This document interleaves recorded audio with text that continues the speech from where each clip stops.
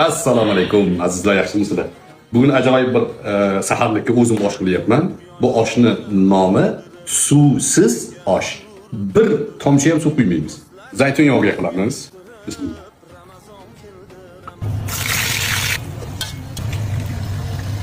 Ko'ryapsizlar, suv quymayapmiz. Savus solamiz endi.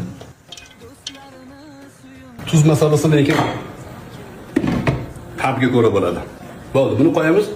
Tagini o'ta past qilib qo'yamiz. Guruch solamiz.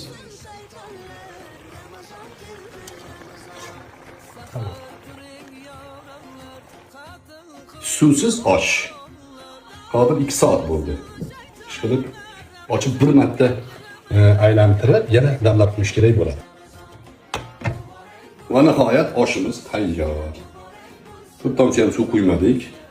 Endi bu oshni pishish prinsipi piyozni suvi, go'sht, go'shtdan chiqadigan sel suvi, sabzidan chiqadigan suv o'ziga o'zini dimlab pishiradi.